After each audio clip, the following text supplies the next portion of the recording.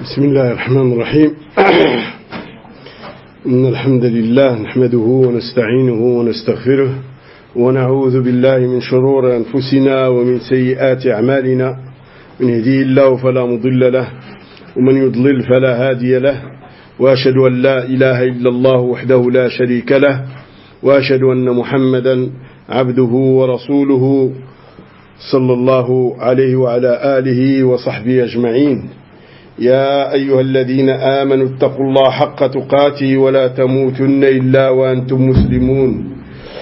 يا أيها الناس اتقوا ربكم الذي خلقكم من نفس واحدة وخلق منها زوجها وبث منهما رجالا كثيرا ونساء، واتقوا الله الذي تساءلون به والأرحام إن الله كان عليكم رقيبا.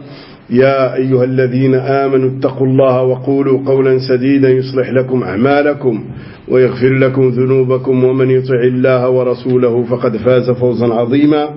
أما بعد، فإن خير الكلام كلام الله، وخير الهدي هدي محمد صلى الله عليه وسلم، وشر الأمور محدثاتها، وكل محدثة بدعة، وكل بدعة ضلالة، وكل ضلالة في النار. أما بعد.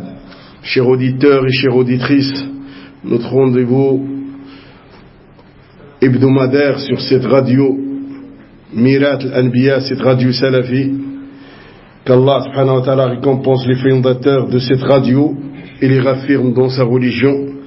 Le rendez-vous d'aujourd'hui sera avec une nouvelle épître de l'érudit Cheikh Ubaid Hafidahullah ta'ala, dans le deuxième recueil de ses épîtres, et le titre de celle-ci aujourd'hui, c'est « Parmi les signes d'Allah, il a créé pour vous des épouses ».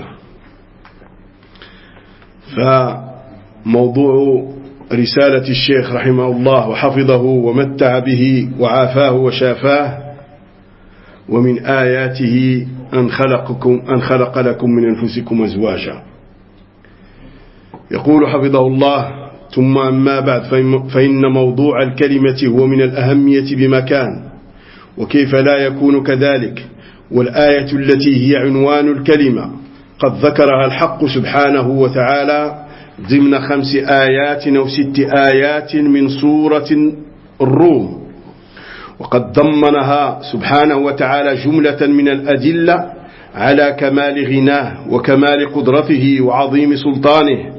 وذلكم أيها المسلمون والمسلمات هو دليل على أنه سبحانه وتعالى كما أنه لا شريك له في ملكه، كذلك يجب أن يفرده العباد بالعبادة.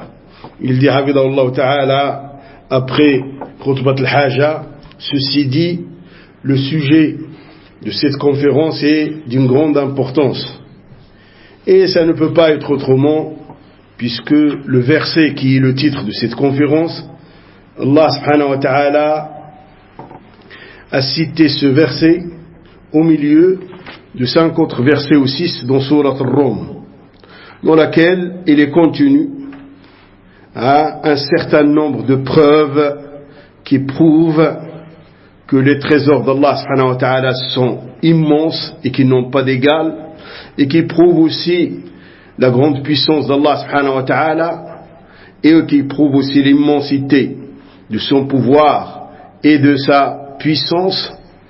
Et il dit que ceci, ô musulmans et musulmanes, ceci est une preuve comme quoi qu'Allah subhanahu wa ta'ala n'a pas d'associé dans son royaume et dans son univers, donc il est obligatoire de lui réserver le culte exclusivement. يقول حفظه الله: بدأ سبحانه وتعالى تلكم الآيات العظيمات بقوله سبحانه وتعالى: ومن آياته أن خلقكم من تراب ثم إذا أنتم بشر تنتشرون. وختمها جل في علاه بقوله: ومن آياته أن تقوم السماء والأرض بأمره ثم إذا دعاكم دعوة من الأرض إذا أنتم تخرجون. Il dit حفظه الله تعالى: ce verset commence avec ces grands signes, ces signes géants parmi les signes d'Allah Azza wa Jal, et la traduction approximative du sens du verset dit ceci: fait partie de ces signes subhanahu wa ta'ala qu'il vous a créé, c'est-à-dire à l'origine de terre, et puis il il vous a éparpillé à travers la terre. Et aussi dans l'autre verset, fait partie de ces signes, c'est que les cieux sont élevés sans défaillance et la terre est stable de par l'ordre d'Allah subhanahu wa ta'ala, et il est capable subhanahu wa ta'ala d'appeler les créatures, ils sortiront de la terre. يقول حفظه الله: وهذه المسألة أعني مسألة إقامة الحجة على الخلق بما يقرون به من أفعاله على أن يقروا له سبحانه وتعالى بأنه المعبود وحده. فإذا هذه الآيات وما في معناها يتخلص ما دلت عليه في أمرين. Il dit ce sujet qui est le fait d'accomplir l'épreuve pour les créatures, que le fait qu'ils affirment et qu'ils confirment et qu'ils reconnaissent à Allah subhanahu wa ta'ala toute cette grandeur et ces créatures comme quoi c'est le seul qui les a créées, ceci, et qu'ils reconnaissent ces actes à Allah subhanahu wa ta'ala, ceci implique qu'ils doivent le prendre comme seul digne d'être adoré. Et ces versets et leurs similaires qui sont dans leur sens, et ces versets surtout, et ce qui est dans leur sens, leur résumé se résume en 2 points. Il y a 2 leçons à retenir de ces versets et de leurs similaires. الأمر الأول إقرار المشركين بتوحيد الربوبية، وهو توحيده سبحانه وتعالى بأفعاله التي منها الخلق والرزق والملك والتدبير. فيعلم بهذا أن من يقرر أن الخلاف بين النبيين وأممهم كان في توحيد الربوبية، فقائل هذه المقولة أحد رجلين: رجل جاهل بكتاب الله وسنة رسوله صلى الله عليه وسلم، وجاهل كذلك بدعوة محمد صلى الله عليه وسلم ودعوة من سبقه من إخوانه من النبيين والمرسلين. ثانيا: ورجل صاحب بدعة، إما صاحب بدعة وضلال يريد أن يحرف الناس عما ارتضاه لهم مولاهم من التوحيد والسنة، يريد أن يحرفهم من البدعة والضلال والهوى، فهذا وذاك حرب على أهل الإسلام والسنة، وإن كان الأول أخف ويرجى أنه إذا استبان له الحق يقبله. Le premier point à retenir de ces versets et de leurs similaires, c'est que le fait que les associateurs reconnaissent le monothéisme de la souveraineté Allah subhanahu wa ta'ala, qu'il est unique dans ses actes, parmi ses actes la création, le fait qu'il est le seul à donner la subsistance, qu'il est le seul qui a la royauté, qui possède tout, qui est le seul qui gère. Il dit, on apprend de ça et on comprend de ça qu'il est obligatoire. Il est partant de là, il est confirmé que ceux qui disent que la divergence qu'il y a eu entre le prophète alayhi salatu salam et leur communauté était concernant le monothéisme de la souveraineté, tawhid al-rububiyya, il dit celui qui prétend ceci et qui avance cette parole, c'est l'un de 2 hommes. Soit tout simplement un ignorant qui ignore le livre d'Allah, la sunna du messager alayhi salatu salam, et qui ignore aussi la da'wa de Muhammad alayhi salatu salam et la da'wa des prophètes et des messagers avant Muhammad alayhi salatu salam. Soit c'est un homme de l'innovation et de l'égarement qui veut dévier les gens de la voie qu'Allah subhanahu wa ta'ala leur a agréé, qui est le monothéisme et qui est la sunna. Et il veut les sortir du monothéisme et de la sunna pour les jeter dans l'innovation et dans l'égarement et dans les passions. Et il dit que ce soit celui-là, le premier ou le deuxième,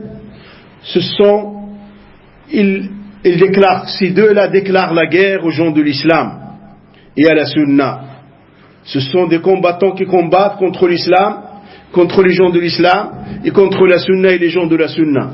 Il dit, le premier, il est moins grave que le deuxième. Le premier est encore moins grave que le deuxième parce qu'il est à espérer que si on lui montre la vérité Et s'il comprend la vérité, que la vérité lui devienne claire, il va revenir, il va accepter.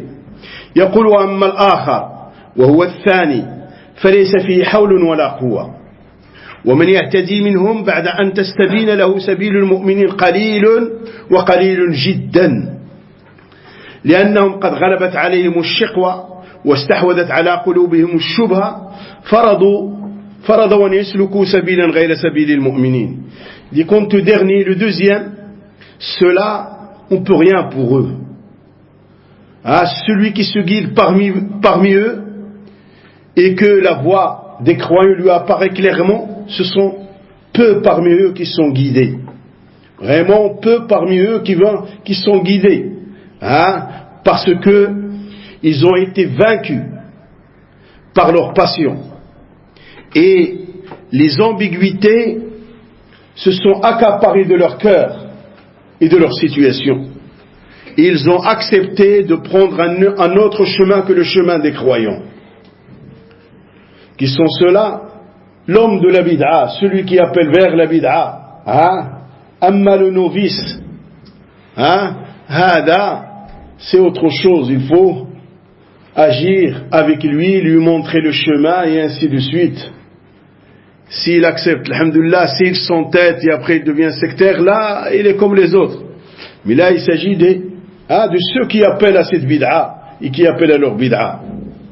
الأمر الثاني وجوب إخلاص الدين لله سبحانه وتعالى وأساس ذلك أن يفرد سبحانه وتعالى بالعبادة وهذا هو التوحيد هو الذي كانت فيه الخصومة بين النبيين والمرسلين وأممهم ومن أجله كانت النبوات ومن أجلها أنزل الله الكتب ومن أجلها قام الله سبحانه وتعالى سوق الجهاد ومن أجله كان الناس فريقا في الجنة وفريقا في السعير. Et il dit, le deuxième point à retenir de ces versets et de leurs similaires, c'est qu'il est obligatoire d'accomplir la religion sincèrement pour Allah. Car, et la base de ceci, c'est de réserver tous les cultes exclusivement à Allah subhanahu wa ta'ala. Et c'est le monothéisme, c'est-à-dire le monothéisme de l'adoration dans lequel il y a eu des problèmes entre les prophètes, les messagers et leur peuple. Et c'est pour ça qu'il y a eu, les prophètes ont été envoyés pour le monothéisme de l'adoration. Et c'est pour ce monothéisme, qu'Allah subhanahu wa ta'ala a descendu les livres. Et c'est pour ce monothéisme qu'il y a l'obligation du combat sur le sentier d'Allah, pour que la parole d'Allah subhanahu wa ta'ala soit la plus haute. Et c'est pour ce monothéisme que les gens sont divisés en deux, les gens du paradis et les gens de l'enfer. يقول فإذا تقرر هذا فلننتقل إلى الآية التي هي قاعدة هذه الكلمة. Il dit, ici ceci est confirmé, maintenant passons au verset qui est la base de cette conférence. يقول سبحانه وتعالى ومن آياته أن خلق لكم من أنفسكم أزواجا لتسكنوا إليها وجعل بينكم مودة ورحمة إن في ذلك لآيات لقوم يتفكرون. هذه الآية يقول الشيخ حفظه الله ملخص ما تضمنته أن الله سبحانه وتعالى من عظيم منته وسابغ نعمته وواسع فضله ورحمته أن جعل لبني البشر أزواجا من أنفسهم توافقهم في الطباع فلو كانت الزوجة أو الزوج من جنس آخر لما تم التآلف والتوافق والانسجام والتعاون على ما يراد من حكم النكاح ومصالحه يوضحه قوله صلى الله عليه وسلم فيما أخرج الإمام البخاري رحمه الله الأرواح جنود مجندة فما تعرف منها ائتلف وما تنكر منها اختلف. Et le verset qu'il a cité ici, qui est la base de la conférence, sa traduction approximative du sens nous dit ceci: fait partie des signes d'Allah Azza wa Jal,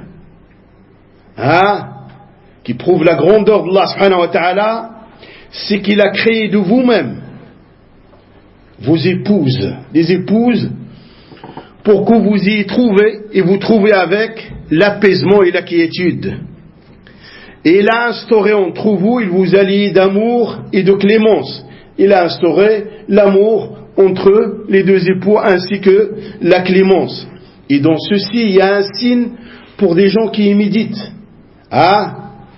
Pour des gens qui méditent les signes d'Allah subhanahu wa ta'ala et qui réfléchissent sur les signes d'Allah subhanahu wa ta'ala. Et il dit, hafidahullah, ce verset, le résumé de ce que contient ce verset, c'est que fait partie de l'immense clémence d'Allah et de l'immensité de sa grâce subhanahu wa ta'ala et de sa clémence, c'est qu'il a fait pour la descendance, pour les humains, des épouses d'eux-mêmes, de la même race qu'eux, de la même espèce qu'eux, qui concordent avec dans leur tempérament. Il dit, si maintenant le mari, l'époux ou l'épouse était d'une autre catégorie ou d'une autre espèce, il n'y aurait pas d'union entre les deux. Il ne pourrait pas y avoir d'amour et de liaison entre les deux. Il ne pourrait pas y avoir d'entraide entre les deux. Il peut pas s'entraider pour le but pour lequel a été légiféré le mariage. Et il dit, donne l'éclaircissement à tout ceci, la parole du messager alayhi salatu wassalam, rapportée par l'imam Bukhari rahimahullah ta'ala, où il dit, les âmes sont telles des brigades. Celles qui se reconnaissent s'assemblent et sympathisent et se lient entre elles d'amitié et de fraternité. Et celles qui ne se reconnaissent pas divergent et se séparent. Et il y a une certaine haine entre eux. Certains hommes de science donnent l'exemple de ça. Il dit, regarde, quand tu as une vague d'oiseaux, 10 cigognes par exemple, il dit, tu verras jamais un corbeau au milieu d'eux. 10 pigeons, on va comme ça, tu verras pas un corbeau au milieu d'eux. La même chose, tu peux le prendre sur un autre système. Ceux qui détestent la sunna vont pas aller aux assises des salafis. Un tablighi ne va pas s'asseoir chez un prêcheur salafi. Un frère musulman non plus. De même, le salafi va s'éloigner très loin. Il va s'éloigner de l'assise de l'égaré. يقول رحمه الله الأمر الثاني الذي هو من مضمون ما دلت عليه هذه الآية الكريمة أن النكاح والمراد به النكاح الصحيح الذي استوفى أركانه وشروطه وفق ما سنه الشرع مبني على مصالح وحكم ومنافع يتبادلها الزوجان وأنه ليس الغرض منه مجرد متعة يقضيها كل واحد من صاحبه بل الأمر فوق ذلك هي منافع دينية ودنيوية. Il dit hafidahullah ta'ala, le deuxième point contenu dans ce verset, c'est que ce noble verset prouve que le mariage, et ce qui est voulu ici, le mariage légiféré, dans lequel qui s'est accompli selon les conditions et selon les piliers instaurés dans la législation. Ce mariage légiféré, accompli selon les conditions, il y a des intérêts dedans. Et il est basé, et il est là pour amener à certains buts, et à certaines sagesses, et certains bienfaits qui vont être échangés entre les deux époux, entre l'homme et la femme. Et que le but de ce mariage, c'est pas tout simplement assouvir ses désirs charnels. Abadan, c'est pas tout simplement ça. La situation est beaucoup plus haute, beaucoup plus grande, beaucoup plus noble que ça. Il y a des intérêts religieux et des intérêts aussi de ce bas monde.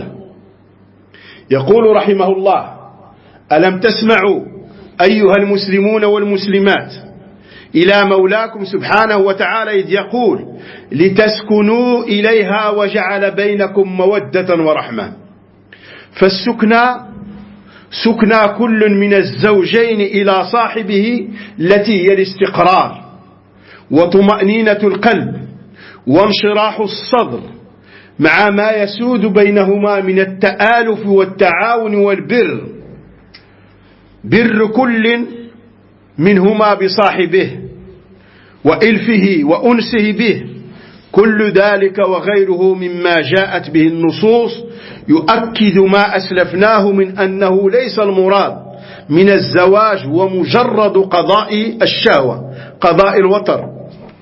Il dit حفظه الله تعالى: Ô musulmans et musulmanes, n'avez-vous pas entendu la parole de votre souverain? C'est-à-dire dans le verset cité, dans la traduction approximative, nous dit ceci: pour que chacun pour que l'homme trouve l'apaisement et la quiétude en venant vers sa femme, et que Allah subhanahu wa ta'ala a instauré entre les deux l'amour et la clémence. Et donc, les taskunu qui est cité dans le verset, c'est un apaisement, une stabilité qui se crée entre les deux époux, et c'est un apaisement de l'esprit des deux côtés, et un apaisement des cœurs aussi,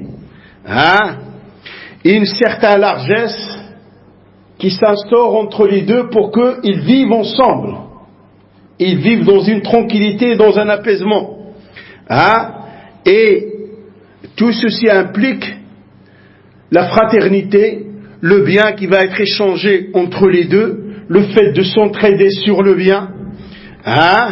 Chacun des deux côtés va aider l'autre.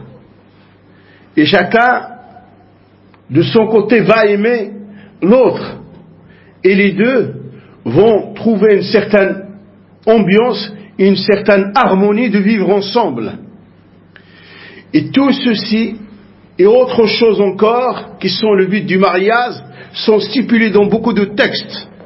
Et ceci, il dit, Hafidahullah, il confirme ce que nous avons dit auparavant, que le mariage n'est pas voulu tout simplement pour assouvir ses désirs charnels, qu'il y a autre chose, beaucoup plus noble, beaucoup plus forte. يقول ومن هنا من حضرنا من المسلمين والمسلمات ومن تصل هذه الكلمة نخلص إلى 3 مسائل. Il dit partant de là, avec ceux qui sont présents avec nous parmi les musulmans et les musulmanes et ceux qui écoutent cette conférence, nous allons traiter 3 points. Nous allons traiter 3 points. المسألة الأولى فيما يحقق ما أشار إليه ربنا سبحانه وتعالى في هذه الآية. المسألة الثانية في حكم النكاح ومصالحه ومنافعه. المسألة الثالثة وصايا نختم بها هذه الكلمة إن شاء الله. Il dit donc les 3 points qu'il va traiter dans ce sujet, les moyens qui vont permettre aux serviteurs d'accomplir ce qui est signalé dans le verset. Les moyens qui vont permettre aux serviteurs, il va attirer l'attention sur ces moyens qui vont permettre aux serviteurs d'accomplir ce qui est cité dans le verset. Le deuxième point, le but et la sagesse du mariage et les intérêts du mariage. Le troisième sujet, ce sont des conseils avec lesquels il va faire la conclusion de cette conférence. يقول المسألة الأولى أسلفنا أيها المسلمون والمسلمات ما أظنه لم يغب عن أذهانكم من الإشارة إلى حكم النكاح ومصالحه ومنافعه والحديث الآن في الطريق الذي يحقق للمسلمين وأنا أقول للمسلمين لأنه ليس لنا حاجة للحديث إلى غير المسلمين لأنهم ليسوا منا ولسنا منهم. Et il dit le premier point, dit, j'ai cité auparavant pour vous musulmans et musulmanes ce que je crois qui n'a pas échappé à votre esprit et que vous avez toujours dans votre esprit. J'ai fait l'allusion au but pour lequel il est instauré le mariage et les intérêts du mariage et les bénéfices du mariage. Dit maintenant je vais traiter la voie par laquelle on arrive, que les musulmans arrivent à accomplir ses intérêts et ses buts pour lesquels a été instauré le mariage. Pour les musulmans. Et il dit, je dis pour les musulmans parce que moi je ne parle pas aux non-musulmans parce qu'ils ne font pas partie de nous et on ne fait pas partie d'eux. يقول أقول أنتم تعلمون أن كل بناء يراد له الدوام والنجاح وتحقيق أغراضه لا بد له من أسس تكفل له الاستمرار في أداء ما يطلب منه والاستمرار في تحقيق أغراضه ومصالحه. وهاكم أيها المسلمون والمسلمات بعض ما استقرأناه من كتاب ربنا وسنة نبينا صلى الله عليه وسلم في هذا الشأن. Et il dit, Hafidahullah Ta'ala, je dis, vous savez tous que chaque édifice, si on veut qu'il résiste tant, et qu'il soit accompli d'une façon réussie, et pour qu'il amène au but pour lequel il a été construit, il est obligatoire de lui faire des fondations qui vont lui permettre la continuité et la constante à donner ce qui est demandé de cet édifice et à continuer à accomplir le but et les bienfaits pour lequel il a été instauré.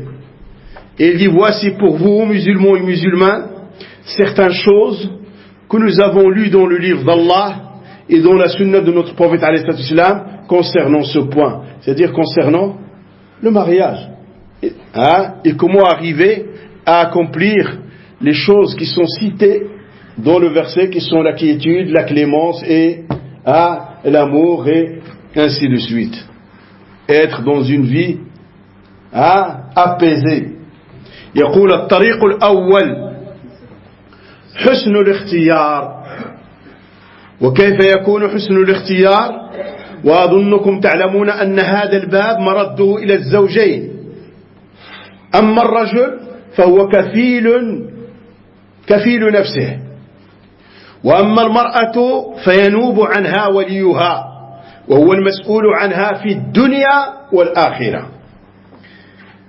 وحسن الاختيار هذا ينبني على الاستقامة، استقامة الدين واستقامة المعاملة.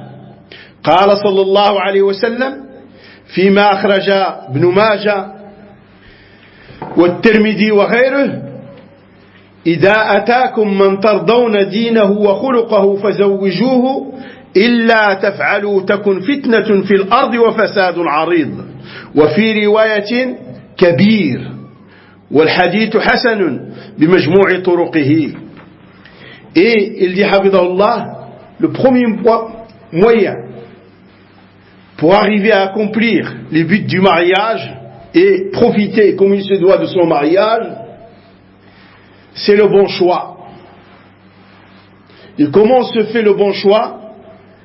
Il dit, je crois que vous savez tous que le choix revient aux deux époux.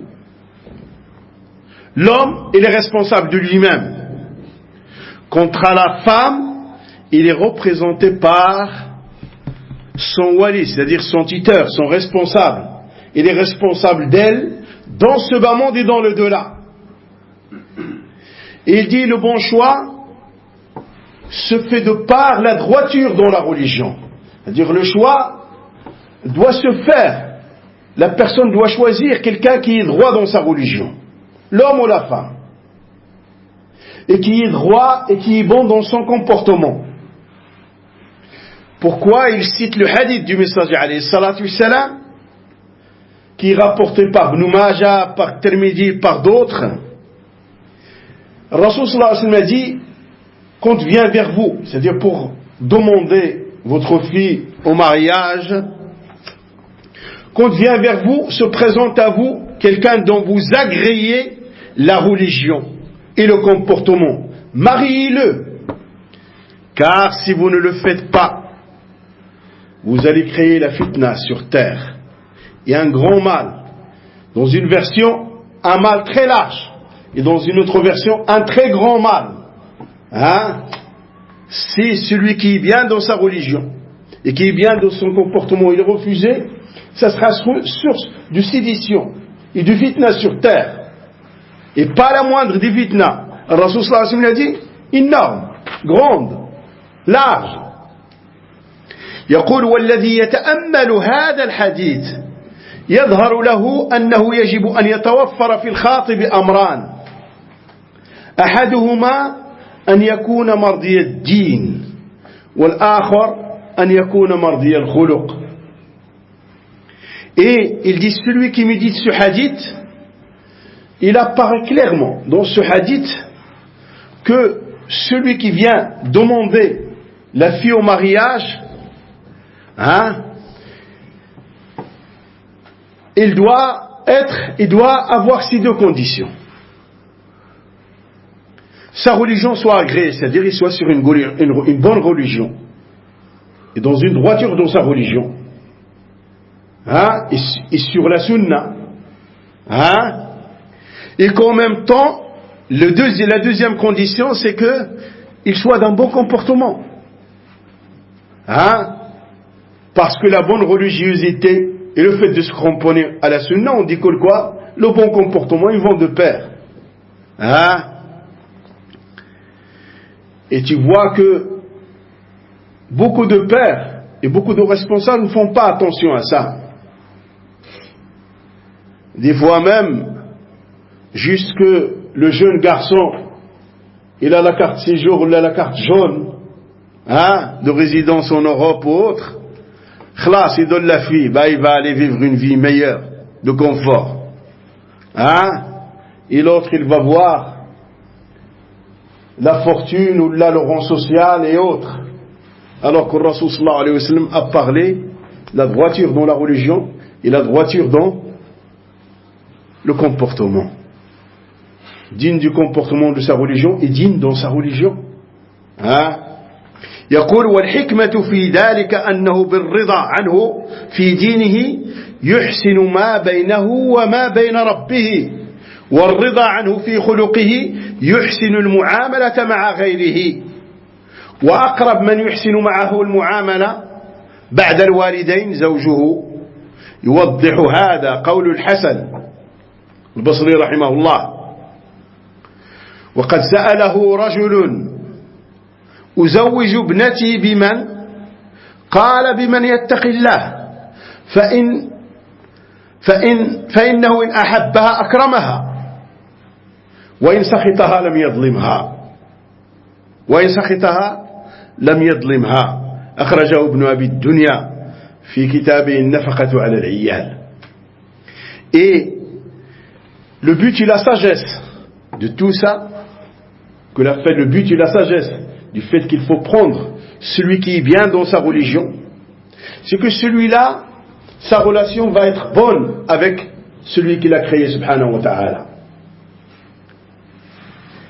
Et quand il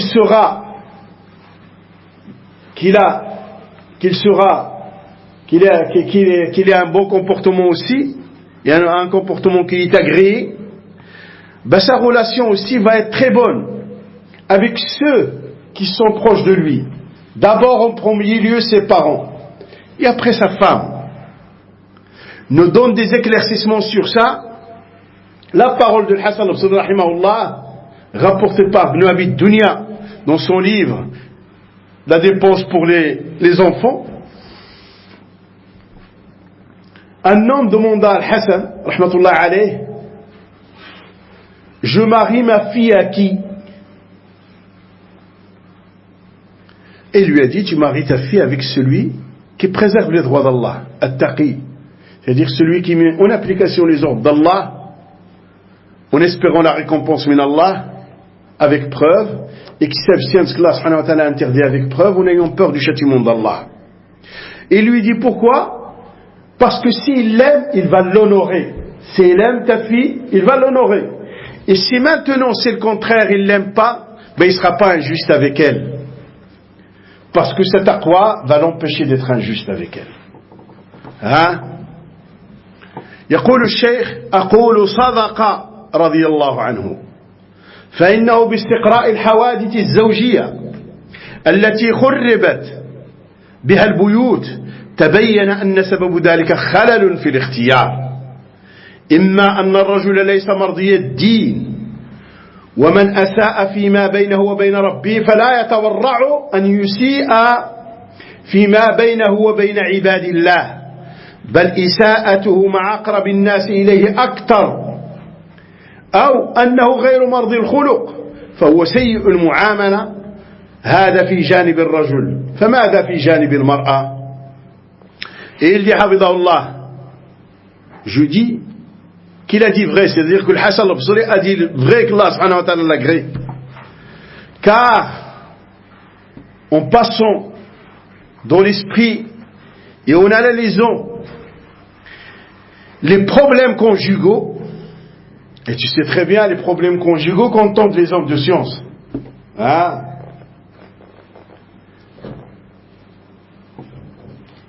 Des mûrs et des pas mûrs, des vertes et des noires, des histoires, Allahul Musta'an. Hein?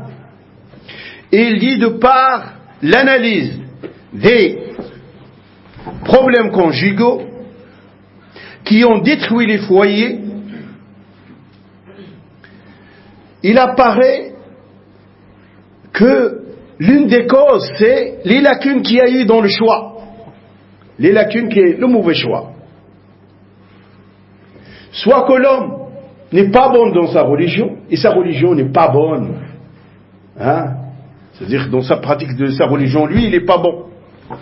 Hein? Mais la religion, elle, que Allah subhanahu wa ta'ala a instaurée, elle est bonne. Et tout ce qu'il y a dedans est bon pour les humains jusqu'à la fin des temps. Et il dit, Hafidahullah, celui qui agit mal maintenant, vis-à-vis de son souverain. C'est-à-dire, il ne fait pas ce que son souverain lui a ordonné de faire. Il ne sait pas ce qu'il a interdit. Il ne va pas se gêner à être mauvais avec les serviteurs d'Allah. Hein? Il est mauvais. Il n'accomplit pas ce que veut de lui Allah. Il ne craint pas Allah. Comment veux-tu qu'il craigne? Hein? Qu'il soit bon avec ses serviteurs? Hein? Et il dit, il va être mauvais avec les gens les plus proches de lui. Ici, en l'occurrence, quand il s'agit du mari et de la femme, il va être mauvais avec sa femme. C'est elle qui va subir en premier. Et ses enfants. Hein? Si maintenant son comportement n'est pas bon, il va être d'un mauvais comportement aussi. Ça, en ce qui concerne l'homme. Venons voir maintenant la bonne voie concernant la femme. Hein? Et ce qu'il a dit, Cheikh, il est juste. Hein? De par toutes les histoires qu'on entend, et surtout en francophonie, agib les histoires qu'il peut y avoir. Histoires que, des fois, tu les exposes à un homme de science, il dit quoi? C'est un salafi qui agit comme ça? C'est une femme salafi qui dit ça? Et des fois, tu as honte de lui exposer tout. Hein? Il y a des histoires, akhi, Allah al-Musta'an. Et quand tu regardes, tu discutes avec, tu reviens à ce qu'il a dit, Cheikh, le choix. Le choix et le fait d'être précipité, etc. Et tu le vois dans le comportement. Il y a la fitna, il faut. Et tout d'un coup, il ne réfléchit plus. Il n'étudie pas les droits de l'épouse, comment il doit, etc. Et ainsi de suite, pour accomplir une vie comme il se doit sur une base légiférée, etc. Il ne construit pas sa fondation. Et après, au bout d'une semaine ou de 2 semaines, il t'appelle. J'ai des problèmes. Et tu cherches, tu vois, classe.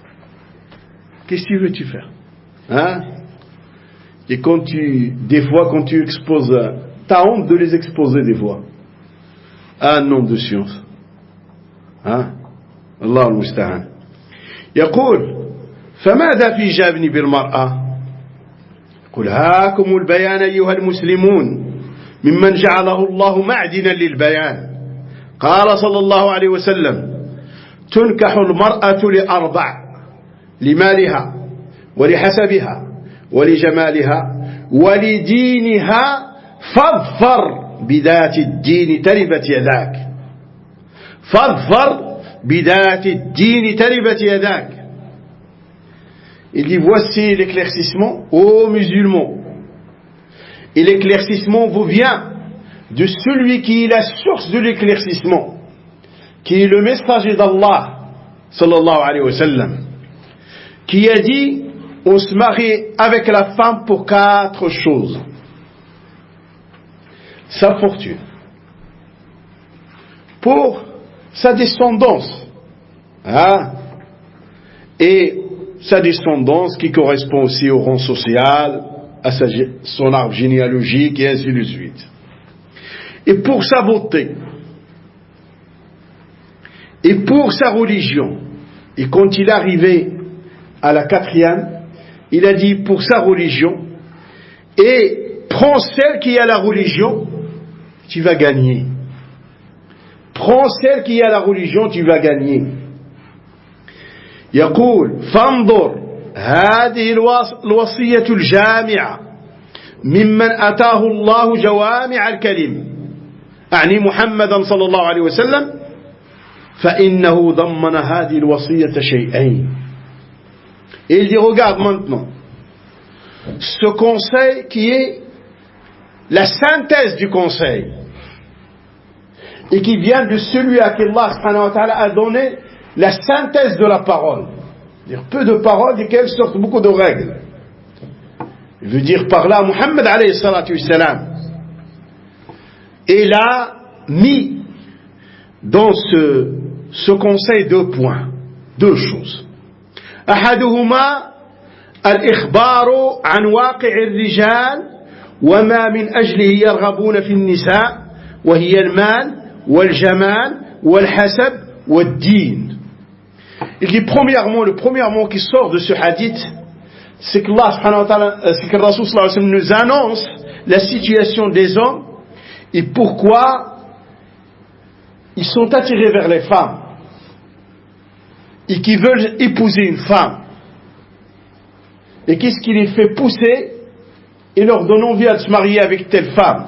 Il dit c'est la fortune, la beauté, la descendance ou la religion.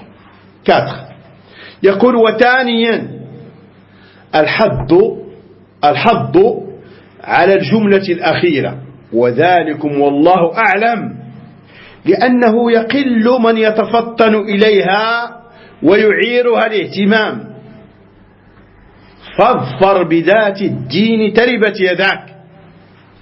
Et il dit deuxièmement, c'est que alayhi salatu wassalam, il a attiré l'intention et recommandé la dernière description, la dernière phrase.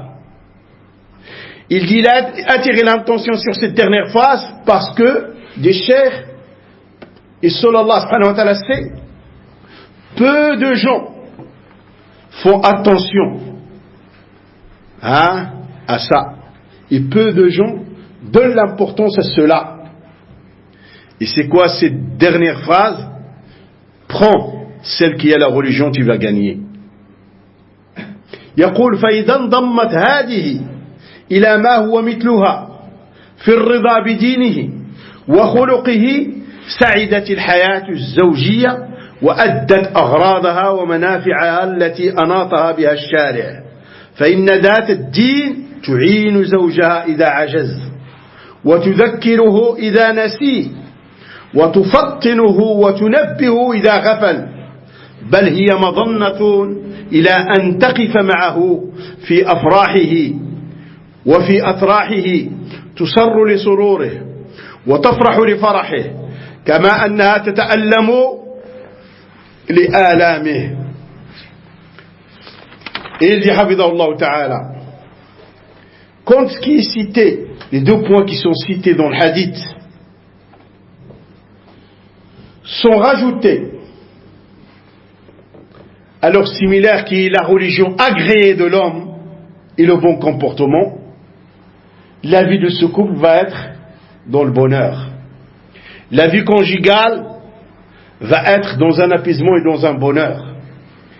Et il va donner le but pour lequel a été instauré le mariage. Il va accomplir ce qu'a demandé le législateur, c'est-à-dire ce qu'a demandé Allah Azza wa Jal. Car celle qui a la religion, la femme qui a la religion, aide son mari quand il devient, quand il faiblit dans sa religion. Et quand il oublie, il lui fait le rappel. Et quand il tombe dans l'insouciance, il attire son intention. Et il essaye de l'éveiller. Et celle qui a la religion va être à côté de son mari, va se réjouir va être comblé de bonheur au moment où son mari est comblé de bonheur. Il va être attristé au moment où son mari est attristé. Il va être comblé de joie quand son mari est comblé de joie. Il va souffrir pour la souffrance de son mari. يقول فهي إذن معه حين يحتاج إليها في الرخاء والشدة وكفى مثلا سيدة هي أول من آمن بمحمد صلى الله عليه وسلم أعني خديجة بنت خويلد الأسدية رضي الله عنها وأرضاها فهي أول من أسلم وأول من سبق إلى الإيمان كيف كانت مواقفها مع رسول الله صلى الله عليه وسلم فلكل امرأة تؤمن بالله واليوم الآخر وتحسن العشرة والمعاملة في تلكم الأم رضي الله عنها الأسوة الحسنة. Il dit حفظه الله, dans ce cas-là, cette femme qui a la religion, il est toujours avec le mari quand il en a besoin, dans l'aisance, dans les moments d'aisance et dans les moments de difficulté. Il dit ça suffit comme exemple. Cette noble femme qui est la première qui a cru en Muhammad alayhi salatu wassalam, qui est Khadija bint Khuwaylid al-Asadiyya, qu'Allah subhanahu wa ta'ala l'agrée, c'est la première qui est rentrée dans l'islam, qui s'est soumise à Allah Azza wa Jal, la première qui a accouru vers la foi. Comment étaient les positions de cette femme avec le messager alayhi salatu wassalam? Et toute femme qui croit en Allah et en l'au-delà et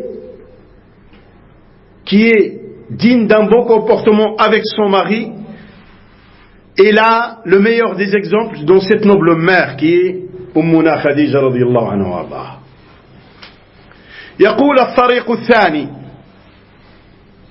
استشعار كل من الزوجين أن صاحبه أمانة في عنقه حتى يؤدي ما عليه لصاحبه من الحقوق تقربا إلى الله وتقوى له.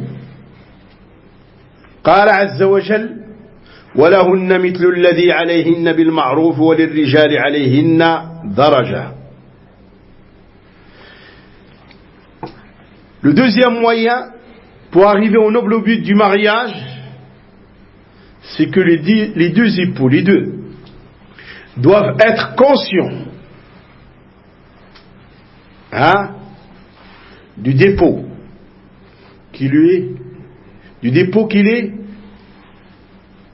qu'ils ont pris et qui leur a été confié.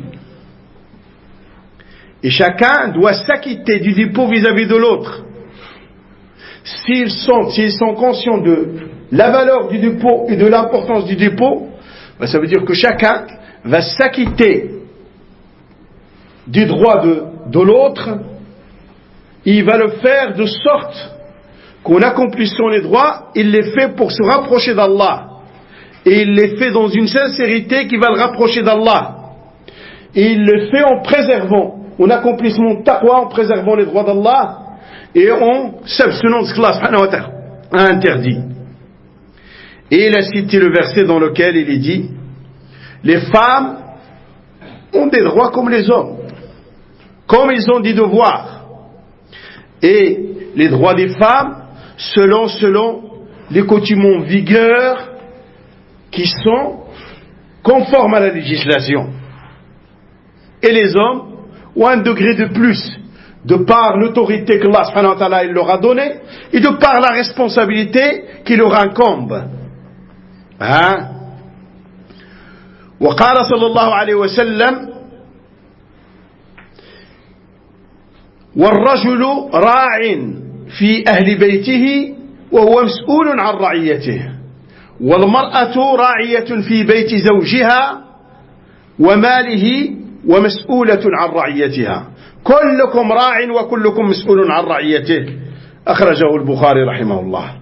Et le Rasul sallallahu alayhi wa sallam a dit dans ce hadith authentique rapporté par l'imam Bukhari rahimahullah, et l'homme, il est responsable sur sa famille et ceux qui sont dans son foyer. Il est responsable de son foyer, de ce qui est dans son foyer, sa femme, ses enfants et ainsi de suite. Et la femme est responsable aussi.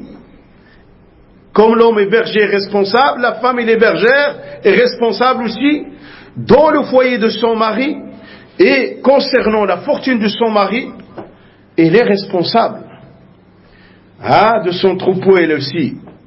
Et il a dit tous vous êtes des responsables et tous vous allez rendre des questions pour votre responsabilité. Les hommes comme les femmes. Tous, nous allons pour rendre des questions sur nos responsabilités. C'est pour ça qu'il est de notre devoir, avant de se marier, d'étudier tout ce qui concerne le mariage, les droits, et que c'est une amana et que tu dois agir avec en préservant les droits d'Allah subhanahu wa ta'ala et ainsi de suite. Pour que cet édifice puisse s'accomplir dans la sincérité et dans le suivi, pour qu'il y ait la bénédiction dedans. يقول رحمه الله هذا هو اختصار الحديث فإذا استشعر كل منهما ذلك ساد الإنصاف والعدل والأمانة ومراقبة الله سبحانه وتعالى أعني أن كل منهما يراقب الله سبحانه وتعالى في صاحبه ويحفظه في الغيب والشهادة. Il dit voici le résumé du hadith et te le donne maintenant. Quand chacun des deux époux est conscient de ceci, de la responsabilité qu'ils ont, l'équité et la justice vont régner dans ce couple. Et ils vont être dignes du dépôt. Et ils vont observer Allah subhanahu wa ta'ala dans tout ce qu'ils font. C'est-à-dire faire, agir conformément aux ordres d'Allah. À mettre en application ce qu'il veut subhanahu wa ta'ala et s'abstenir de ce qu'il a interdit. Et chacun d'eux va préserver l'autre, en sa présence ou en son absence. يقول الطريق الثالث استعمال العفو والصفح والمسامحة. يقول كثير من الأزواج ينضم إلى الآخر وهو معد في نفسه أن ينتقم من الآخر وأن يحاسبه إذا قصر في حقه فهذا مدخل من مداخل الشيطان. Il dit la troisième voie, le troisième moyen pour arriver à une vie apaisée, pour arriver au but du mariage, c'est de pardonner, d'excuser, de fermer les yeux sur certaines choses, bien sûr qui n'ont pas attrait avec la religion et qui n'altèrent pas la religion de la personne. Il y a beaucoup de maris, il se lie, il se marie avec l'autre et il est préparé en lui-même pour se venger de l'autre et pour lui faire la misère et lui faire des comptes sur tout. Si il a négligé quelque chose au niveau de ses droits, il va lui faire il va lui passer dans l'œil du chat de l'aiguille. C'est-à-dire chaque petite chose, chaque grande chose, il va être là derrière à lui demander des comptes sur celle-ci, sur cela, etc. Il va rien lâcher. fermera pas les yeux. Et ça, il dit, ça c'est une entrée parmi les entrées du shaitan. C'est une des entrées parmi les entrées du shaitan. Si le couple, ça, à la base, il s'accomplit sur ça. Et alors, وكان الواجب أن يتفاءل كل منهما وأن يستبشر كل منهما خيرا. Et ceci, c'est valable pour les deux. Il dit, alors que la situation qu'ils devaient opter tous les deux, c'est d'être optimiste. Et d'espérer le bien.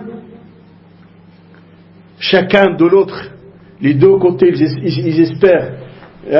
Ils espèrent le bien. Ils s'espèrent le bien mutuellement. Chacun espère le bien à l'autre.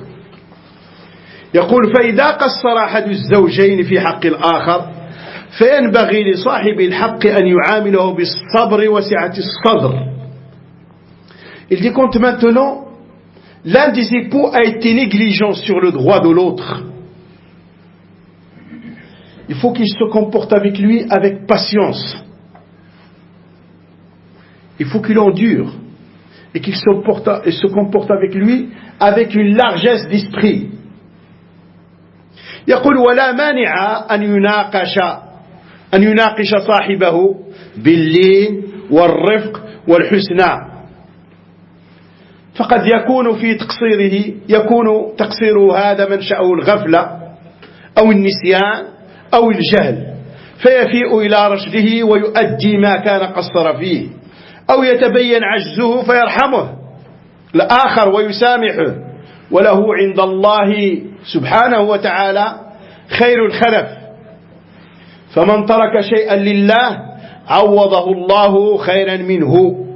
وفي هذا المعنى صح عن نبينا صلى الله عليه وسلم أنه قال إنك لن تدع شيئا لله إلا بدلك الله به ما هو خير لك منه. أخرجه أحمد في المسند وصححه إسناده الإمام الألباني رحمة الله عليه في الضعيفة.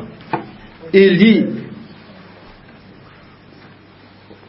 حفظه الله تعالى, il n'y a rien qui empêche qu'il discute avec la négligence qu'il a commis, mais il doit discuter avec lui avec douceur, en utilisant un langage doux, et de la meilleure des façons, car ça se peut que la négligence de l'autre, qu'il soit la femme ou l'homme, son origine soit tout simplement une certaine insouciance, l'oubli ou l'ignorance, et dans ces cas-là, la personne va revenir à sa raison, il va s'acquitter de la chose dans laquelle il a été négligent. Et il se peut aussi qu'il apparaisse au moment de discuter avec, il apparaisse l'incapacité de cette personne, que ce soit l'homme ou la femme, et dans ces cas-là, il doit être clément avec, et il doit l'excuser. Et il a chez Allah subhanahu wa ta'ala quelque chose de mieux il va être remplacé son excuse, et le fait qu'il agit ainsi et qu'il a excusé, il aura quelque chose de mieux chez Allah azza wa jal. Car celui qui délaisse quelque chose pour Allah, Allah subhanahu wa ta'ala le remplace pour quelque chose de mieux. Et dans ce sens, le prophète alayhi salatu wassalam, dans ce qui est rapporté par l'imam Ahmed, Cheikh Nasr al-Albani a authentifié la chaîne de transmission ce hadith. Si tu délaisses quelque chose pour Allah, Allah subhanahu wa ta'ala, il te le change au mieux. Il te donne mieux que la chose que tu as délaissée pour Allah.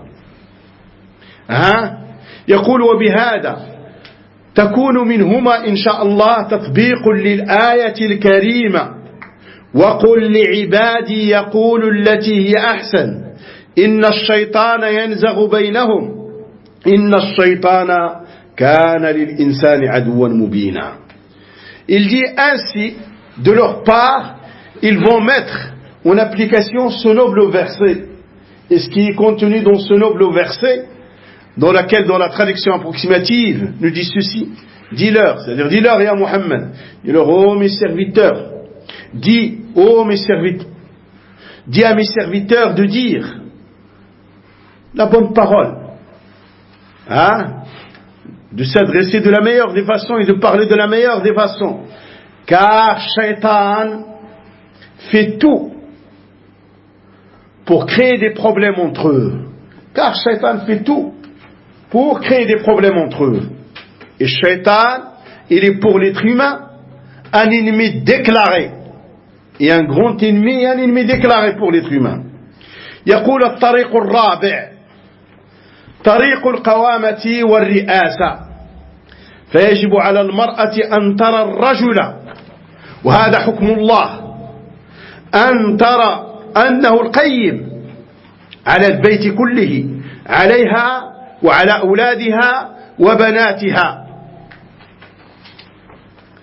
Et il dit le quatrième moyen et le quatrième point pour arriver au noble but du mariage,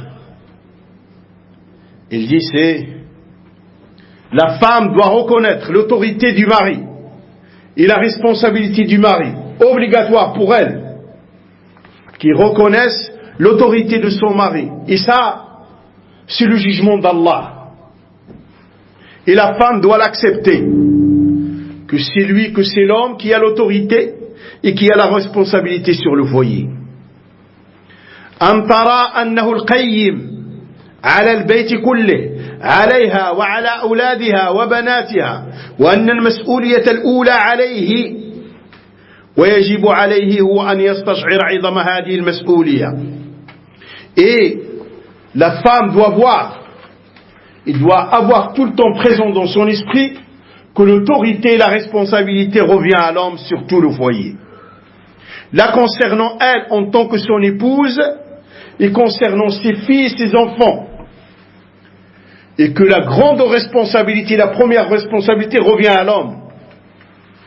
Et lui, il doit être conscient de la grande responsabilité qu'il a sur ses épaules. يقول وهو أن يستشعر ويجب عليه هو أن يستشعر عظم المسؤولية وأن يبني قوامته على العدل والإنصاف وحسن الرعاية وحسن التربية وحسن التوجيه بما تكون به النشأة الصالحة لبيته في الدين والدنيا والآخرة. Il dit l'homme doit avoir présent, doit être conscient, il doit avoir tout le temps présent dans son esprit la grandeur de sa responsabilité. Et que son autorité et sa responsabilité doivent être basées sur la justice, l'équité et sur le fait de bien s'occuper de sa femme, de ses enfants et de bien les éduquer et de bien les orienter pour qu'ils naissent, qu'ils grandissent avec une bonne éducation et pour que ce foyer soit basé sur la religion. Et donc tout ceci, il doit le prendre en considération.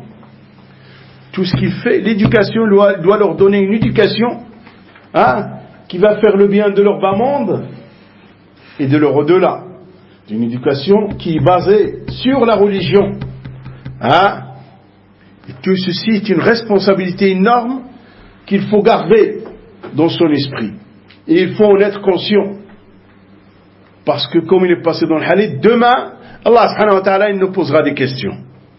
يقول ويجب عليه أن يعد المرأة عونا له فالتوجيه العام والتربية العامة والأمر والنهي العام للرجل وهي معاونة ومساعدة له.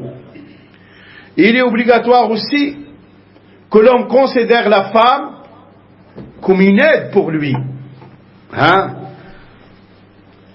Donc l'orientation générale et l'éducation générale et ordonner, interdire, en général revient à l'homme. Et elle, il l'aide. C'est son lieutenant.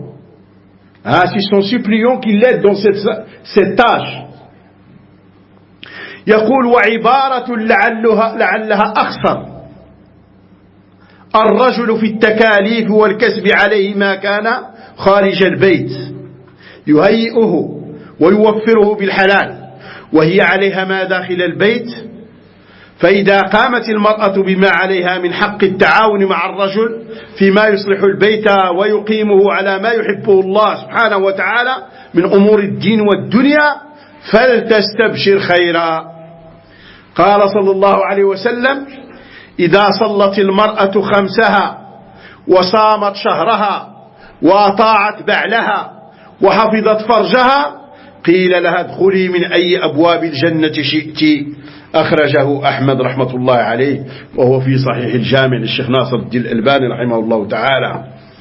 Et il dit, voici une expression très courte. L'homme, il a la responsabilité d'aller chercher la subsistance dehors. Tout ce qui est dehors, il doit aller. C'est à l'homme.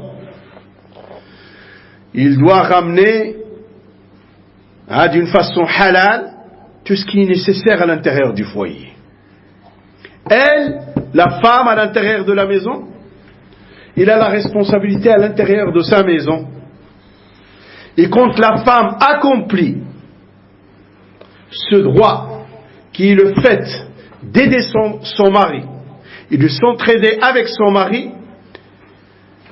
sur les points qui vont réformer en bien le foyer et qui vont accomplir le foyer dans le bien et qui vont accomplir ce foyer sur la voie que Allah subhanahu wa ta'ala aime et agrée parmi les choses de la religion et aussi les choses de ce bas monde. Il dit dans ces cas-là que la femme s'attende à la bonne nouvelle qui lui est annoncée par le messager alayhi salatu wassalam. Dans le hadith authentique rapporté par l'imam Ahmed et il est dans Sahih al-Jami' Cheikh Nasr al-Din al-Albani rahmatullah alayh, Rasul sallallahu alayhi wa sallam a dit: quand la femme a accompli ses 5 prières, quand la femme accomplit ses 5 prières et jeûne son mois de Ramadan, obéit à son mari et préserve sa partie intime, c'est-à-dire il se garde justement que pour son mari, il lui sera dit: rentre au paradis par n'importe quelle porte que tu veux. Rentre par n'importe, choisis la porte par laquelle tu veux rentrer au paradis. Quand il aura accompli ses 5 prières, jeûner son mois de Ramadan, obéir à son mari et qu'il préserve son honneur. Et la relation il n'a qu'avec son mari. Dans ces cas-là, il lui sera dit: rentre, choisis la porte par laquelle tu veux rentrer au paradis. يقول حفظه الله: هذه بعض الأمور التي تحقق ما تضمنته الآية من امتنان الله سبحانه وتعالى في المودة والرحمة وجعل بينكم مودة ورحمة. Il dit حفظه الله تعالى, ce sont certains points qui vont amener à accomplir ce qui est contenu dans le verset parmi les bienfaits avec lesquels Allah subhanahu wa ta'ala nous a comblés, qui sont cités dans le hadith, qui est l'amour et la clémence.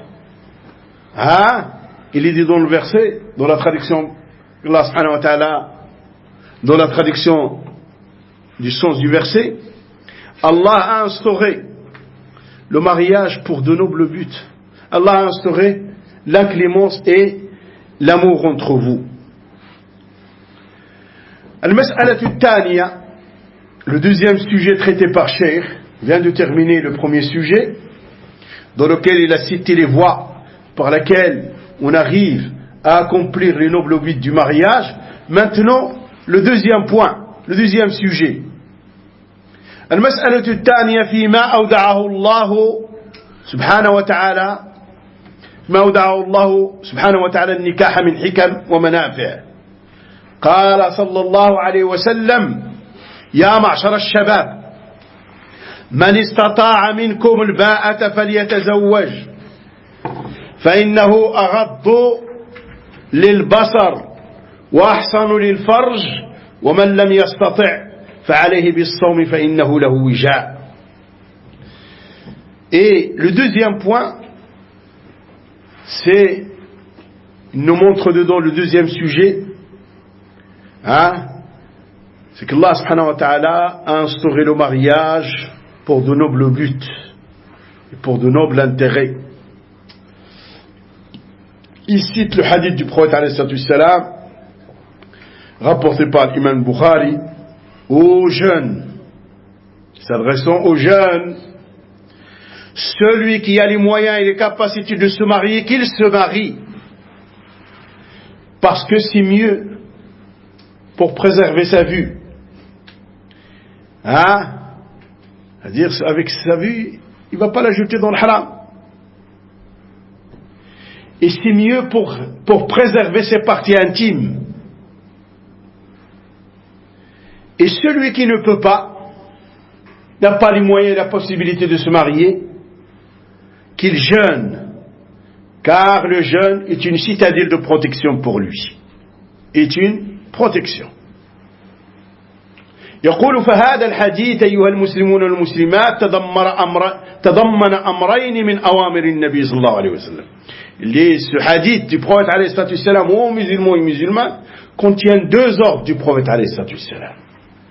الأمر الأول حض القادرين من الشباب على الزواج، ومن هنا فإنه يجب على هؤلاء النكاح ما داموا قادرين ويخشون على أنفسهم العنة، وذكر العلة في ذلك فإنه أغض للبصر وأحسن للفرج، وهذا تنبيه إلى إحدى الحكم والمنافع التي أودع الله في النكاح: الإعفاف والإحصان والصيانة، صيانة الفرج والمجتمع. فالنكاح إذن وقاية للأمة من انتشار الرذيلة السلوكية العظيمة وهي الفاحشة. Il dit le premier point qui est dans ce hadith, c'est que ce hadith incite et recommande aux jeunes le mariage, à ceux qui ont les capacités et la possibilité de se marier, qu'ils se marient, et les incite comme quoi qu'il est obligatoire pour eux de se marier du moment qu'ils ont les capacités et les moyens pour le faire, et qu'ils craignent pour eux-mêmes de tomber dans la débauche. Et il a dit, parce que c'est mieux pour la vue, préserve la vue, dans ces cas-là va être chaste, et la partie intime aussi va être chaste, va être préservée de l'adultère. Et il dit, il y a dans cette phrase, il attire notre attention sur un des buts, des nobles buts parmi les nobles buts du mariage, qu'Allah subhanahu wa ta'ala a fait dans le mariage. C'est que ça amène au fait de se préserver, ça amène à la chasteté, ça amène au fait de préserver ses parties intimes et de préserver la société. Et donc, il dit, Hafidahullah, le mariage dans ces cas-là est une forme de protection de la communauté pour que se propage pas au milieu de la communauté la débauche, l'adultère, les bâtards et ainsi de suite. الأمر الثاني أمر العاجزين عن الزواج من الشباب بالصيام فإنه وقاية لهم. Le deuxième point à retenir dans le hadith, c'est qu'il a ordonné à ceux qui n'ont pas les moyens de se marier et la capacité de le faire parmi les jeunes, de jeûner, car c'est une protection pour eux. C'est une protection pour eux. الحكمة الثانية هي في تكثير المجتمع الإسلامي، وفي هذا وصايا منه صلى الله عليه وسلم، منها تزوجوا الودود الولود إني مكاتل بكم الأنبياء يوم القيامة، أخرجه أحمد في المسند. La deuxième sagesse du hadith et le deuxième noble but du hadith, c'est d'augmenter les sociétés musulmanes. Contrairement à ces prêcheurs du mal qui appellent le fait de réduire les familles.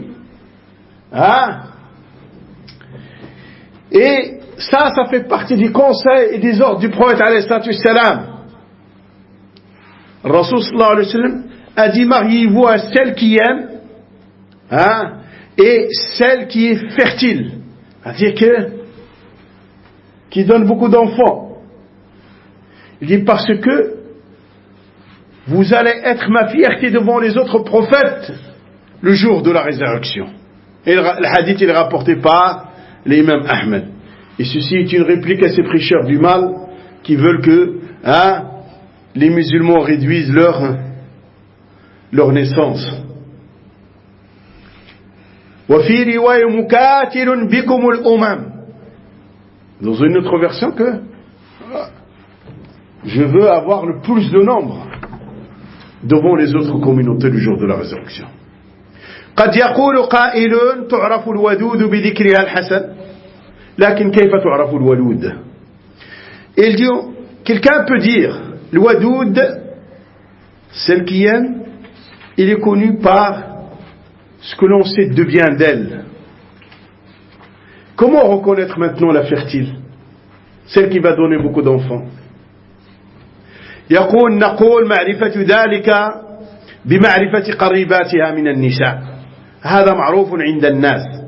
بيوت نسوتها كثيرة الولادة وبيوت نسوتها قليلة الولادة فأصبح ميسورا وسهلا ولله الحمد والمنة.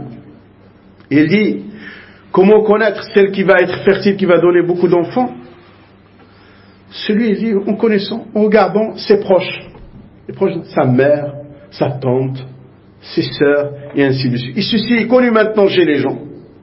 C'est que dans cette famille, les filles donnent beaucoup d'enfants. Celle-là, elle donne moins.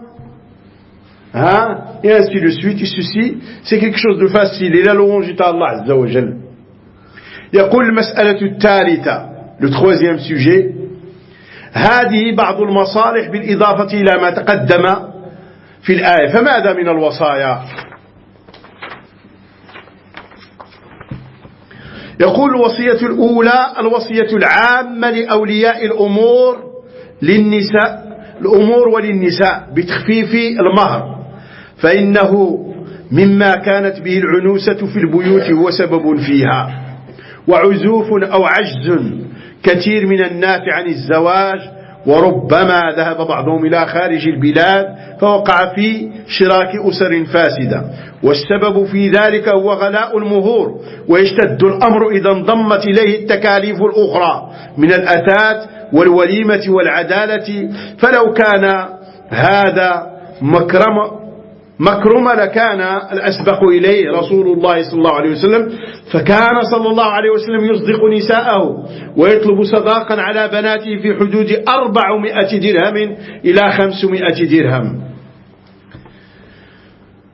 وأظنها تعادل الآن عندنا حوالي 150 ريالا سعوديا وقومنا لا ترضيهم الألوف المؤلفة إلا من رحم الله وهذا مما يكدر على الحياة الزوجية ويجعلها نكدا ومن ثمة يكدر الترابط الأسري الذي لم يكن إلا بهذا النكاح.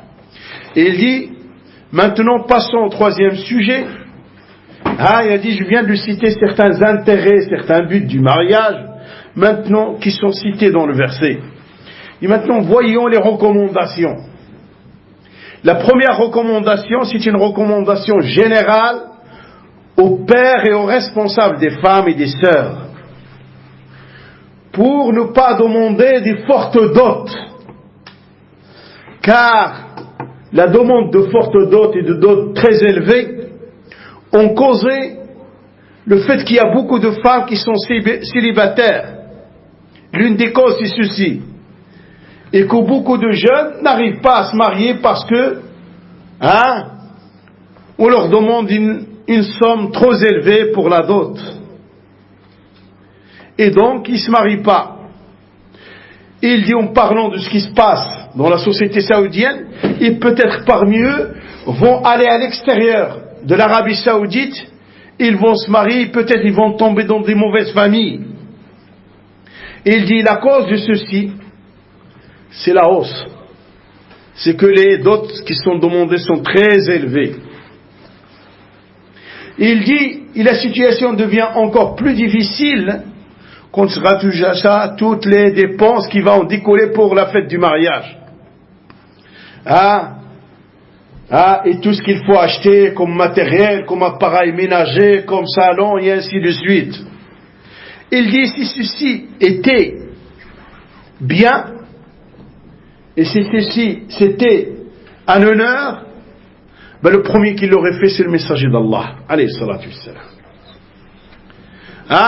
Rasul sallallahu alayhi wa sallam a donné des dots à ses femmes.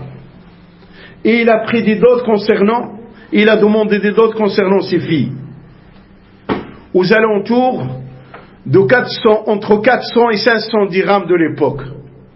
Cheikh il dit, je crois que l'équivalent de ces 400 ou 500 dirhams de cette époque sont pour nous actuellement, dans l'argent saoudien, 150 riyals, qui est l'équivalent maintenant pour de 30 euros. Ça c'est ce que prenait Rasul sallallahu alayhi wa sallam pour ses filles, ou ce qu'il donnait aussi au niveau de ses femmes.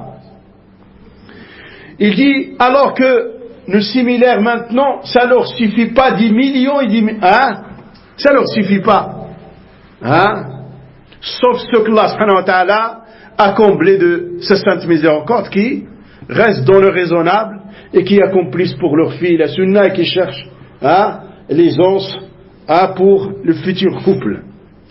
Il dit, ça c'est une des causes qui rend la vie difficile et qui crée des problèmes au départ pour le couple.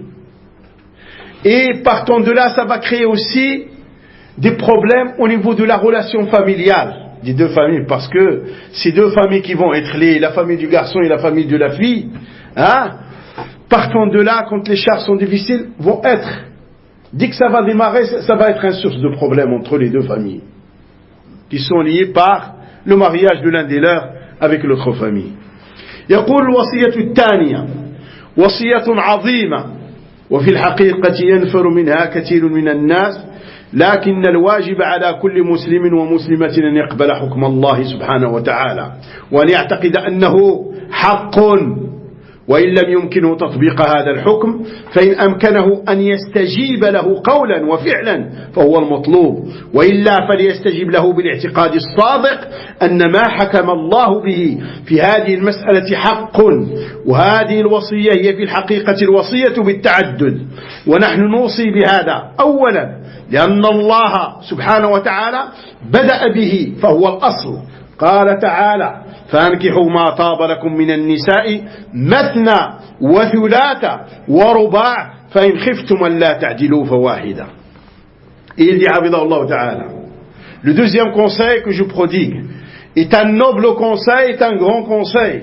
Il dit en réalité beaucoup de gens fuient ce conseil, alors qu'il est obligatoire aux musulmans et à la musulmane d'accepter le statut d'Allah, ce qu'a instauré Allah subhanahu wa ta'ala, le jugement d'Allah, et que de croire, de l'accepter, de croire que c'est une vérité, même si il ne peut pas l'accomplir, mais de l'accepter, de croire que c'est une vérité, parce que ça vient min Allah, c'est lui qui l'a instauré. Et s'il peut l'accomplir au niveau de la parole et de l'acte, c'est ce qui est demandé, qu'il l'accomplisse. Mais il doit accepter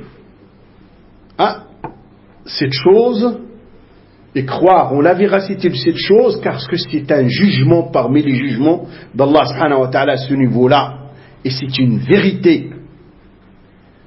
Et il dit ce conseil, c'est le conseil de la polygamie. Il dit nous on le conseille premièrement, car dans le verset, c'est avec ça qu'Allah subhanahu wa ta'ala a commencé. Il a commencé avec l'origine du mariage, c'est la polygamie. Et il a dit à l'origine, Allah il a dit, dans la traduction approximative du sens du verset, mariez-vous avec ce que vous voulez comme femme. 2, 3, 4, et si vous avez peur, une seule. Donc le fait d'être monogame, c'est une autorisation. L'origine, c'est la polygamie. Qu'on le veuille ou non, que les hommes l'acceptent, ou là les parents l'acceptent, ou là la femme l'accepte, ça c'est les lois d'Allah. On doit l'accepter. On doit l'accepter et y croire. Maintenant on a la capacité de l'accomplir et d'être juste, ça c'est une chose qu'on l'accomplisse. On n'a pas la capacité, mais on n'a pas à le dénigrer, ni à le rejeter, ni à, comme à certains, le garçon il se présente, et la fille lui dit, moi je te mets comme condition que tu te maries pas avec une deuxième. Hein? J'ai demandé à Cheikh Obaïd, il m'a dit non, c'est pas une condition qu'il faut accepter. Rien, abadan. C'est une condition qui est en contradiction avec ce qui est légiféré. Hein? Et la femme n'a pas à y mettre cette condition. Il n'a pas à les mettre. ها يقول وهذه الآية ضمنها الحق جل في علاه أولا الحض على التعدد مثنى وثلاث ورباع. Il dit dans ce verset Allah subhanahu wa ta'ala a contenu la polygamie et il a d'abord recommandé la polygamie. Il a dit 2, 3 ou 4. وضمنها ثانيا الاكتفاء بواحدة حين يرى المسلم أنه لا قدرة له على العدل والعدل الواجب هو في المبيت والسكنة والنفقة والكسوة يعدل في هذا. Et il a continué aussi, et le verset contient aussi le fait de se suffire d'une seule quand le musulman il voit qu'il n'a pas la possibilité, il n'a pas les moyens, il n'a pas les capacités d'être juste. Il n'a pas les moyens ni la capacité d'être juste. La justice qui est demandée ici, et l'équité qui est demandée ici, c'est d'être juste au niveau des nuits. C'est-à-dire, Hadi, tu lui as donné sa nuit, l'autre, il a sa nuit, et ainsi de suite. Cette nuit, tu es celle-là, ou la 3 nuits dans la semaine, c'est celle-là, la même chose, c'est l'autre, et ainsi de suite. D'être juste au niveau de l'habitat. Chacune, tu dois lui offrir un habitat. D'être juste au niveau des dépenses et au niveau de l'habillement. C'est-à-dire il faut que tu sois équitable à ce niveau-là. يقول وبهذا يظهر لكم أيها المسلمون والمسلمات أن الاكتفاء بواحدة رخصة وليس الأصل. Il dit partant de là il vous apparaît clairement aux musulmans et aux musulmanes que le fait de se marier, d'être monogame, ceci est une autorisation et c'est pas l'origine. Ceci, c'est une autorisation et c'est pas l'origine. L'origine, c'est la polygamie.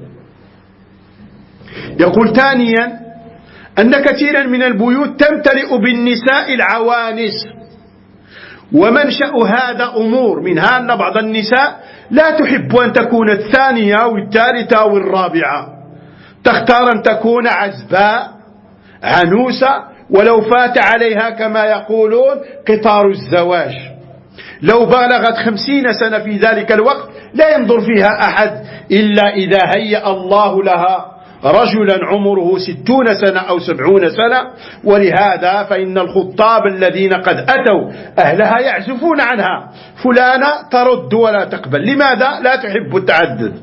Et il dit deuxièmement, dans beaucoup de foyers il y a des femmes célibataires, il y a des filles qui sont célibataires qui n'ont jamais été mariées. Il dit la cause c'est que certaines femmes ne veulent pas être la deuxième ou la troisième ou la quatrième. Ils préfèrent rester célibataires, même si le train du mariage l'a délaissé. Allez, il est passé le temps. Même s'il arrive à 50 ans. Et dans ces cas-là, il arrive à 50 ans, personne ne va se tourner vers elle. Sauf si Allah subhanahu wa ta'ala fait qu'un homme de 60 ans, 70 ans vient la demander. Il dit c'est pour ça que ceux qui viennent demander certaines en mariage, ils se détournent. Et d'autres se détournent avant de venir. Pourquoi? Parce qu'ils entendent que telle fille a refusé. Il a refusé celui-là, il a refusé. Pourquoi il a refusé? Parce qu'il ne veut pas la polygamie. يقول وأمر آخر وهو أن كثيرا من الرجال قد تستحكم به العاطفة أو أمور اجتماعية لا يحب أن يعدد. نحن نقول إن كانت هذه المرأة زوجك لها مزايا تجعلك لا تعدد عليها تبركا بنفسها ومالها وبكل ما تريد منها وتقف إلى جانبك فلا بأس لك أسوة برسول الله صلى الله عليه وسلم فإنه لم يتزوج امرأة على خديجة حتى ماتت لأنها أول من صدقه وأعطته مالها حين حرمه الناس وآزرته وناصرته. فإذا كانت هذه الزوجة فيها مزايا ليس مزايا جنسية أو شكلية، لا، مزايا اجتماعية، منها البر بك وبأهلك، تعرف قدر الصغير والكبير فلا بأس. أما أن يستحكم الخوف الذي لا مسوغ له عنده قدرة ولكنه يحجم مع قدرته على ذلك فهذا خطأ. Et il dit autre chose. Beaucoup d'hommes se sont fait accaparer par les sentiments. Et pour d'autres choses, au niveau du social, pour beaucoup de choses sociales, ils n'aiment pas prendre une deuxième ou une troisième et être polygame. Cheikh lui dit dans ces cas-là, c'est la femme qui, ta femme, a des particularités qui font que tu ne choisis pas ou que tu n'optes pas pour la polygamie, de part des choses qui te motivent à rester avec elle toute seule, qu'il met tout à ton service et sa fortune et ainsi de suite, et qu'il est de ton côté quand tu en as besoin et qu'il te soutient et ainsi de suite, et il est respectueuse vis-à-vis de tes parents et ainsi de suite, etc. Et il accomplit son foyer, s'accomplit dans ce foyer comme il se doit. Tu as un exemple dans le messager d'Allah, parce que il n'a pas pris de deuxième femme, il est resté avec Khadija jusqu'à sa mort, parce que c'est la première femme qu'il l'a pris comme véridique, qui a cru en lui et qu'il a mis à son service sa fortune. Quand tout le monde l'a privé, elle a mis sa fortune à son service, et il a aidé le prophète alayhi salatu wassalam, il l'a soutenu moralement et à tous les niveaux. Il dit, dans ces cas-là, c'est ta femme, il a des particularités pareilles, pas des particularités sexuelles, et non pas des particularités au niveau de son corps, etc. Non, mais il a des particularités au niveau social, qu'il est dévoué pour toi, qu'il est bon avec toi, qu'il est bon avec tes parents, qu'il est bon, qu'il donne l'importance au grand, qu'il donne l'importance au grand, qu'il respecte le grand et qu'il donne l'importance et qu'il s'occupe bien des petits, etc. Il dit, il n'y a pas de mal. Mais que tu sois accaparé par la peur, alors que tu as les capacités et que tu recules, dans ces cas-là, c'est une erreur de ta part. Je crois qu'après, venez plus au cours de Hassan Abou Asma, c'est fini. Moi, j'ai rien dit, je transmets. Je transmets la parole d'homme de science qui est une vérité. الأمر الثالث التعدد فيه مصالح عظيمة، منها توسعة الروابط الأسرية، فبدل أن يكون للرجل صهر في قبيلة أو عائلة يكون له أصهار شتى، ومنها كذلك تكتيل التناسل، ومنها القضاء على العنوسة في البيوت أو التخفيف منها، ومنها أن كثيرا من النساء لا عائل لها، ليس لها ولد ولا أب ولا أخ، فخير كافل لها من النواحي الاجتماعية الزوج. Il dit le troisième point, c'est dans la polygamie, il y a beaucoup d'intérêts et d'énormes grands biens.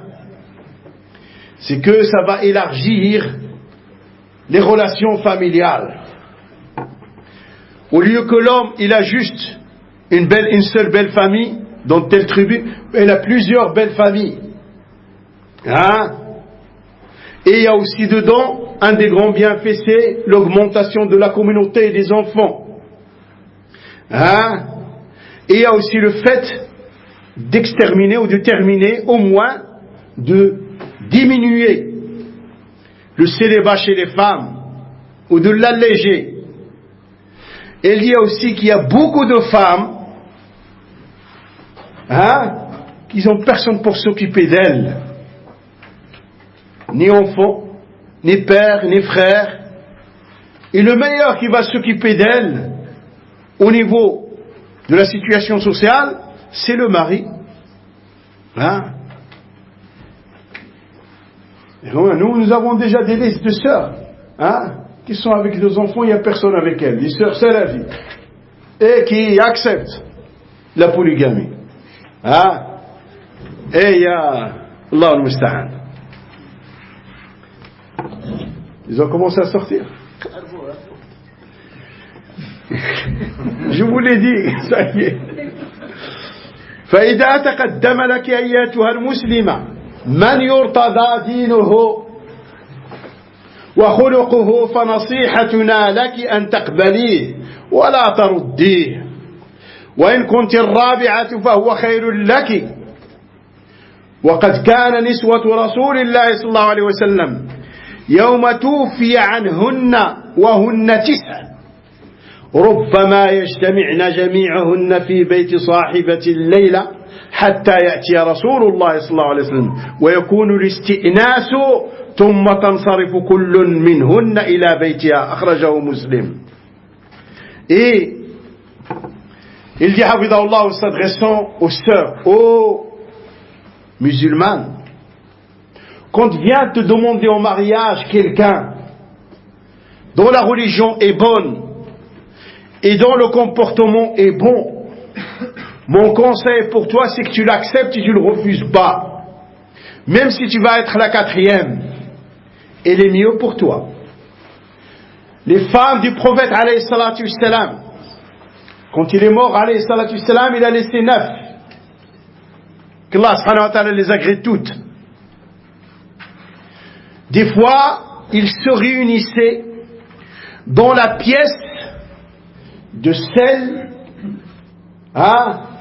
dont c'est le tour de la nuit. Ils se réunissaient là,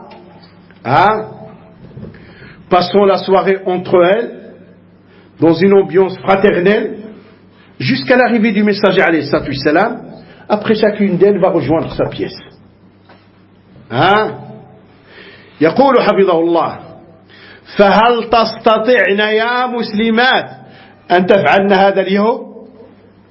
Et il dit aux musulmanes, est-ce qu'aujourd'hui vous pouvez faire agir comme comment ont fait vos mères, comment ont fait les mères des croyants qui sont les femmes du prophète alayhi salatu wassalam. Je connais, des fois le frère j'en connais à côté de moi, il a le bâtiment, il y a 3. Tu montes le premier étage, c'est la première, le deuxième étage, ils sont indépendants, appartements.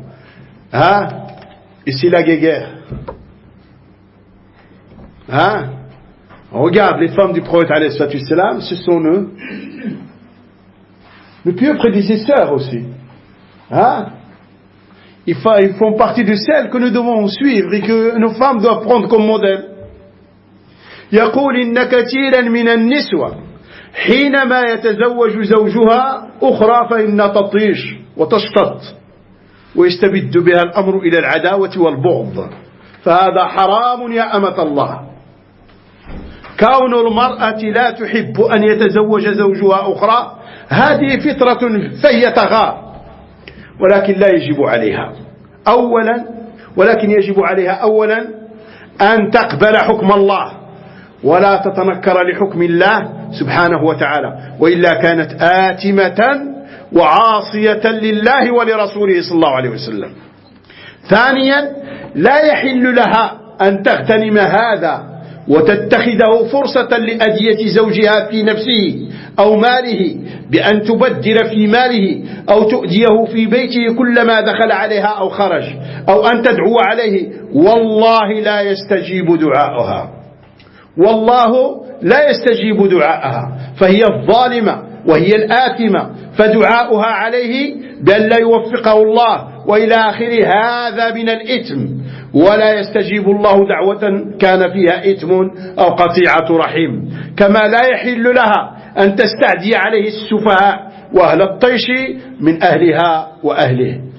et il dit Hafidahullah Ta'ala, beaucoup de femmes, quand leur mari prend une deuxième femme ou autre, il perd la raison. Il perd la raison. Il fait n'importe quoi. Et certains, la situation va la pousser à avoir de la haine contre le mari. Et ceci est interdit. Le cheikh il dit, ceci est interdit pour toi, ô servante d'Allah. Toi qui es soumise à Allah, cette situation t'est interdite. Que la femme n'aime pas que son mari se marie avec une autre, ça c'est une nature sur laquelle Allah il l'a créée. La jalousie existe. Mais, ce qui est obligatoire pour elle, des chers, premièrement, s'il doit accepter le jugement d'Allah et le statut d'Allah subhanahu wa ta'ala. Il ne doit pas rejeter le jugement d'Allah. Sinon, il va tomber dans le péché. Il est dans la désobéissance à Allah et à son messager. Il est désobéissant à Allah et à son messager. Deuxièmement, il n'a pas le droit, et ce n'est pas permis pour elle, de profiter de l'occasion et de prendre cette occasion comme occasion pour faire du mal à son mari. Que ça soit dans sa personne, certains vont perdre la raison, vont aller laisser le sorcier, ou que ça soit dans sa fortune, à commencer à faire n'importe quoi avec son argent. Il y a le lapider, il y a le gaspiller, ou ce soit lui faire du mal dans son foyer. Et chaque fois qu'il rentre, il lui fait du mal, il lui fait entendre le mal. Ou alors il fait des du'a contre lui. Allah subhanahu wa ta'ala dit, Cheikh, n'exaucera pas son du'a. Parce que dans ces cas-là, il est injuste.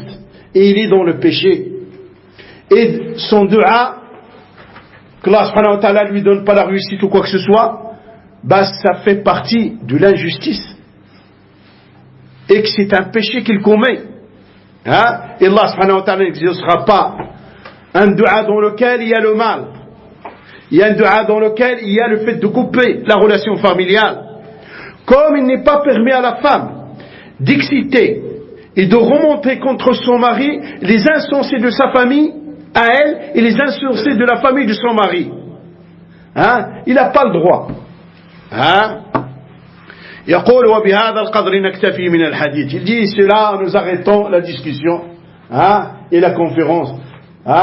صلى الله سبحانه وتعالى أن يشافي شيخنا وأن ينفعنا بعلمه وأن يطيل عمره في طاعة الله عز وجل وأن يجعلنا وإياكم من الذين يستمعون القول فيتبعون أحسنه إنه ولي ذلك والقادر عليه وسبحانك اللهم وبحمدك أشهد أن لا إله إلا أنت أستغفرك وأتوب إليك وصل اللهم وسلم وبارك على محمد وعلى آله وصحبه أجمعين بارك الله فيكم وأحسن الله لكم جزاكم الله خيرا.